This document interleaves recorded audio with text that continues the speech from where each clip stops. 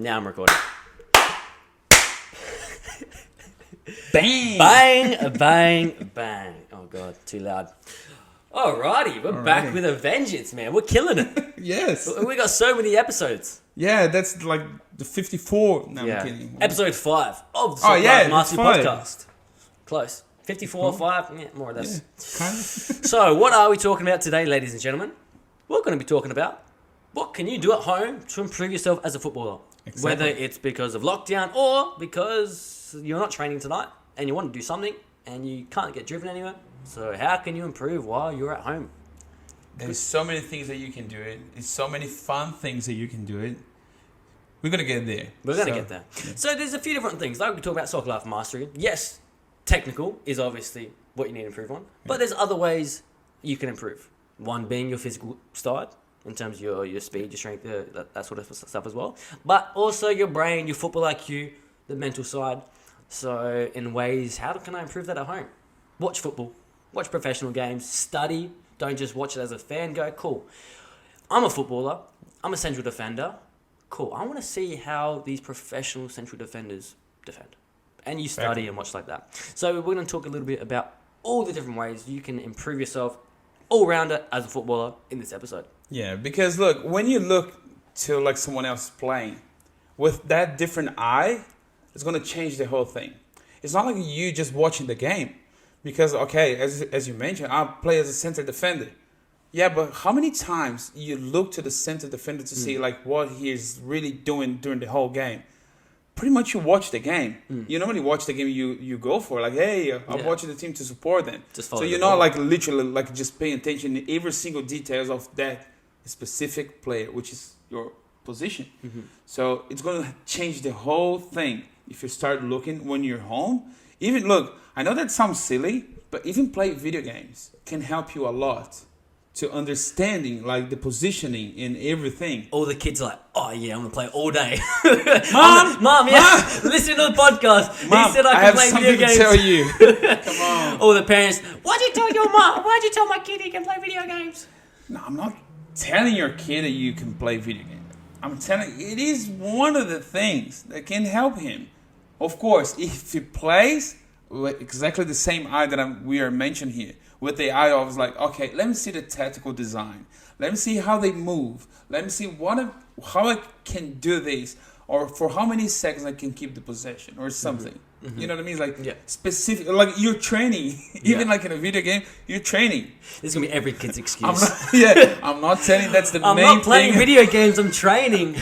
Hey, Kai, we have like 2 kids missing out there playing together online. Yeah, they're training at home. Lockdown. They're training at home.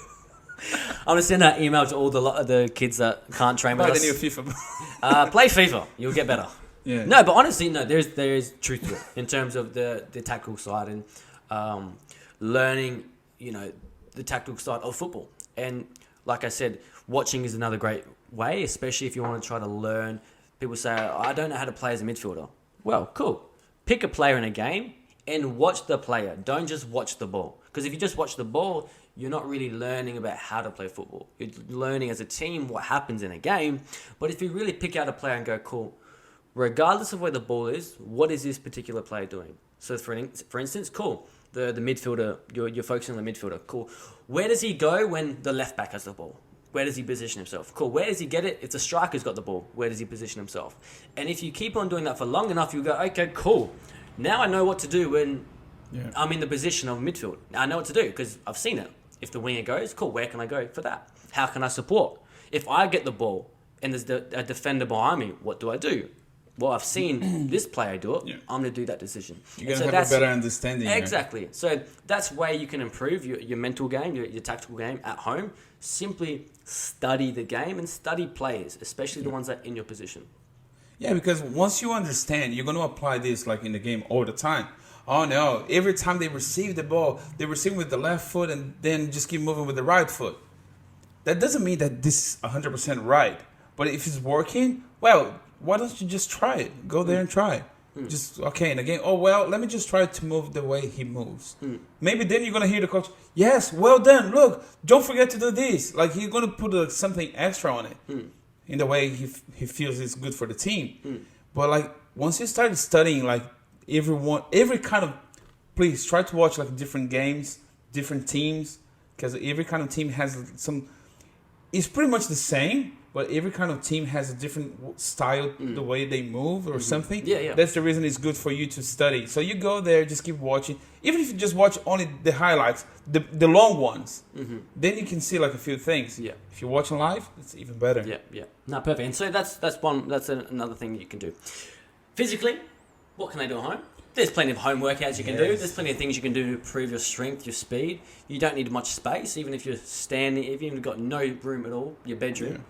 There's ways you can do plyometrics, jumps, all that sort of stuff to improve. Or even like mastery of the ball. Like you just literally can have your ball. Mom's not gonna like it. Dad's gonna hate it as well. But if you're really training properly, which is not like messing up, you can grab the ball, just keep walking with at home, just going like every single chair and keep dribbling, just to have the ball control all the time.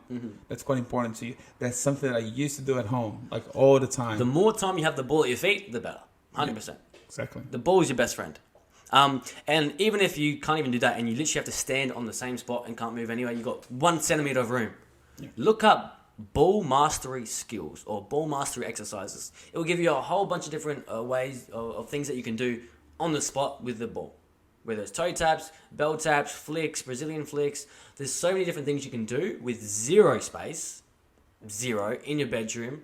You'll be able to do and improve your foot skills, your speed, your foot speed rather, and your technical touch. So that's another great thing to do. Oh, that's perfect. As I said, that's one of the things that I used to do quite a lot at home. Mom used to get mad at me, but once she just noticed that I was literally training, not just kicking the ball around. If you do have like a backyard, even like a small one, keep juggling. Something that it sounds silly, but if you keep juggling, you're gonna have the control of the ball all the time. So that's one of the important And things. it's about as well. repetition. Yeah, you can't repetition. you do it once. Oh yeah, I'm the best. It's all about repetition. Every single thing. In the training session, we're gonna start like a play. Yep, let's do it again. Let's do it again. And that's the reason when we do drills, we do like sometimes like per minute or like per time. So you do like 10 times or like for 5 minutes or 2. I don't know. But it's all about repetition. For you to understand like the movements, because like when you put like cones or something in the floor, you're not gonna have cones in the game, but it's just like to have your mindset like prepared, like, oh, I need to dribble, like doing inside outside, rollovers and kick and dribble and speed and yeah.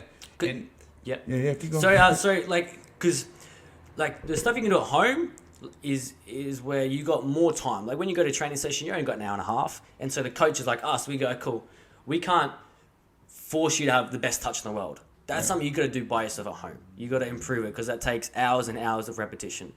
And we can't do that at training because that'll be boring if we just do an hour and a half of juggling. And we have to teach you the more advanced stuff on how to play football. So use the time at home to develop your technical skills, the repetition, mass repetition of improving your technical ability, your first touch, all that sort of stuff. Because the better you get at that, once you go to training, coaches will love you, players will love you, the skills shows. So really make sure you are practicing at home and not just doing twice a week at training. Yeah. Really make sure you're trying to do as much repetition. The more time you have with the ball, the better. Obviously, if your legs are dead, you're tired, have a rest and play FIFA. And play FIFA. Please do play FIFA. If you need my name online, tag me there. Anyway. Yeah. No, awesome. Oh, well, I think that's it on that one, right? Short and sweet today. Short and sweet. Oh, that was the shortest one. It was, unlike last week. Oh my gosh. Because the last episode was like forever. Yeah. Oh my gosh. It was cool. Yeah. It was cool. I promise you, if you haven't watched yet, just go there and check this out. Check this out. It's really cool. Don't look at it and go, 30 minutes. It is so important. So important. We were talking about like the coaches' behaviors and if they're good or bad. Please just check this out. 100%. Especially if you feel like you have an abusive coach, check it out for sure. 100%. Definitely. And if you want to improve, if you haven't watched that one, like how's that possible? I don't know. But if by chance you just literally scroll down that one to the end of the video, go back there and just watch. Yeah, have to watch. Also, another way, buttons and I blah, should blah, have mentioned, if you have a wall, oh my God, there's no excuse not to get better. Your wall You can is do your best everything. friend. You can do a penalty kick and just defend. You can be the striker and the goalkeeper at the same time. Or you can just keep like passing the ball. Pass control. Work on your passing ability and your first touch ability. Because in games and in training, what's the most things you do often? Yeah. Control, pass. But do ask your parents, okay? Yeah. Do ask your parents if you're allowed to kick the ball, okay? If you break a window, do not tell them we told you to do it. Don't. No, Never. no, I never no. say anything. Yeah. Anyway. Awesome. So that's it. That's done. Thank you so much again, guys. We really appreciate it. It was awesome. Until next time, folks. See ya. Ciao. Cheers. Ciao.